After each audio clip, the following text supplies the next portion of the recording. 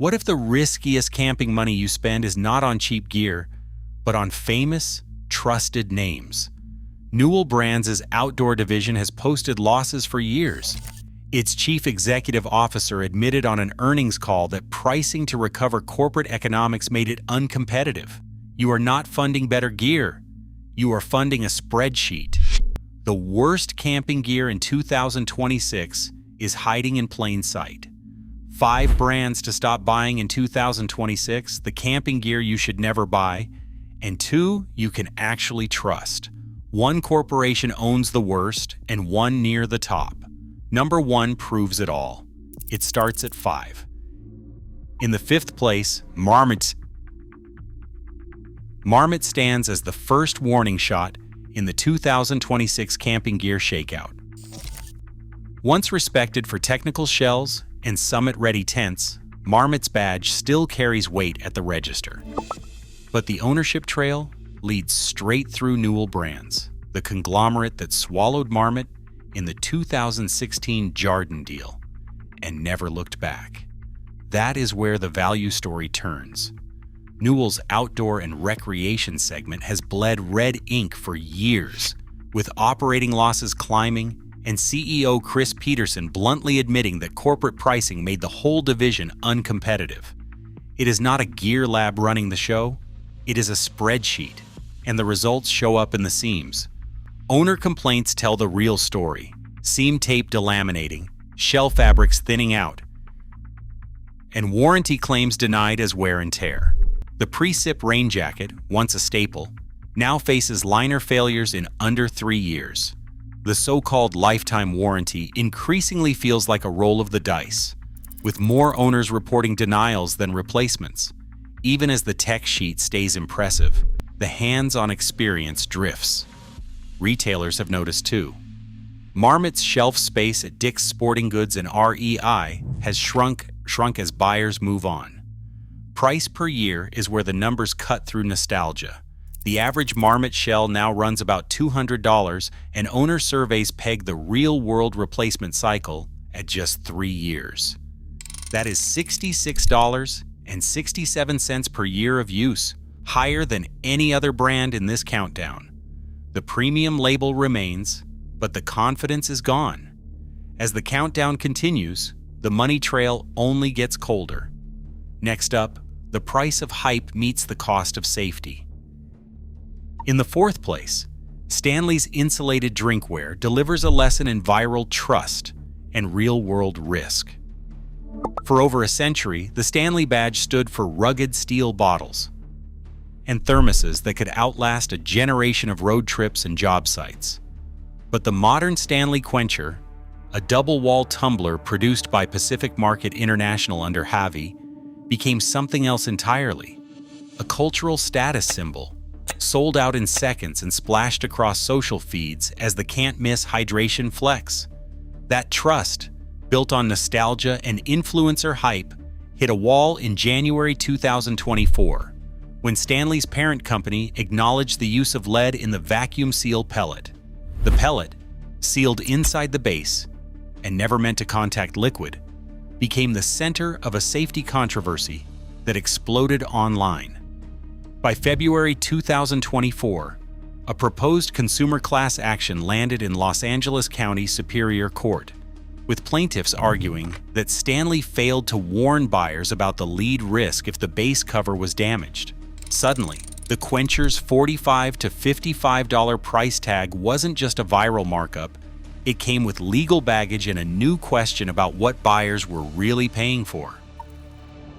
Warranty language shifted, carving out exclusions for damage to the vacuum seal pellet. And the cost per year math sharpened. A $45 Quencher, replaced every 12 months, anchors its value at $45 per year of use. That's a steeper burn rate than most technical jackets or even some coolers, especially for a product whose shelf appeal once rested on the promise of safety and reliability. Stanley's collapse isn't about corporate neglect or slow decline. It's about how fast a brand can lose its trust edge when hype outpaces disclosure. The next rank brings the focus back to fire, marketing budgets, and the price of a smokeless flame. In the third place, Solo Stove's fire pit isn't a case study in durability. It is a masterclass in viral marketing. The Snoop Dogg campaign alone pulled in close to 20 billion earned media impressions, with Google searches up 167%, Amazon queries rising 195%, and email signups jumping 365% in a matter of days. That kind of attention would make any brand's boardroom celebrate, especially when customer acquisition costs dropped by 22%. But the sales curve never caught up with the hype. At $250 to $300 for a flagship fire pit, Solo Stove sets its neutral value at about $25 per year of use, assuming a decade of weekend burns. That is not outrageous, but it is hardly the revolution promised in the ads, especially when you can find functionally similar airflow pits for half the price, minus the influencer dust. The receipts tell the story. Steep self-discounting is now routine, with 30% off banners that barely move the needle from last year's price. The technology, double-wall airflow, and secondary combustion looks sharp on a product sheet, but the patent edge has dulled as competitors flood the market with copycat designs. What is left is a brand that sells paid attention instead of real performance gains. The Solo Stove pitch is all smoke and mirrors, and the numbers show it. As the countdown narrows, the next rank asks whether a premium badge and a patented shell can justify a cooler's price per year math. In the second place, Yeti's premium cooler legend gets its sharpest test not in the wild, but in the courtroom. The 2017 settlement with Artec Coolers stands as the smoking gun. Yeti's moat is built as much on patent enforcement and trade dress control as on any unbreakable ice chest. RTIC, the upstart rival, was forced to pull its look-alike coolers from the shelves, pay an undisclosed sum, and redesign its entire product line. That legal win locked in Yeti's design edge, but it also exposed just how much of the brand's value is tied to image, and how little of the price tag trickles down to real-world advantage.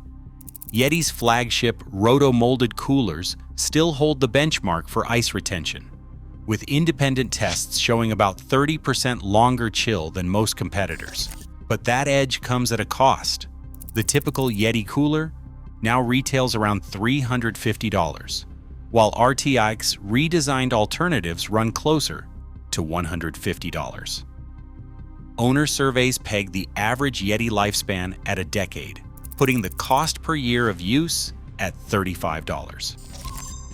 RTIC, at $15 per year, delivers nearly identical cold for less than half the price. The numbers don't lie. Yeti's margin is baked into the badge, not the build. The brand's reputation is the strongest on this villain list. No delamination scandals, no material safety lawsuits, just relentless branding and airtight legal defense. But when the price of a logo outpaces the performance you carry to camp, even the best badge can't justify the burn rate. The final rank drills down to the brand that turned nostalgia into a business model and left campers footing the bill for a spreadsheet's worth of lost value. And finally, in first place, Coleman completes the cautionary arc of the countdown with a retreat that is visible on every big box shelf. For generations, Coleman meant camping, lanterns glowing at dusk, two-burner stoves hissing through the morning chill, tents pitched at every state park. That legacy still lingers, but the numbers behind the badge tell a different story in 2026. Coleman sits squarely inside Newell Brands, the same corporate parent that swallowed Marmot and then watched its outdoor and recreation segment bleed red ink year after year. By the end of 2025, Newell's outdoor division was posting losses, and the CEO, Chris Peterson, went on record admitting that price hikes meant to recover overhead left the business, in his words, uncompetitive. The fallout is everywhere. Shelf space for Coleman at Walmart, Dick's Sporting Goods, and even REI has shrunk as retailers chase higher margin, faster-turning brands. The classic green stove is still there, but the air feels thinner, less inventory, more discount tags, and a creeping sense that the brand is running on nostalgia. Owner sentiment has shifted too. Older campers remember bomb-proof stoves and lanterns that outlasted the car. But new buyers talk about thinner metals, plastic hinges, and tents that rarely make it through 4 seasons without a seam failure or a pole snap. Reddit threads debate whether the Coleman 2-burner is still worth the money, and the consensus is that the value is only there if you never leave the parking lot. The cost per year math lands with a dull thud. A typical Coleman tent sells for about $120, and owner surveys peg the real-world replacement interval at just 4 years. That is $30 per year of use, cheaper than most technical jackets, but a steep drop from the days when Coleman gear was handed down, not thrown out.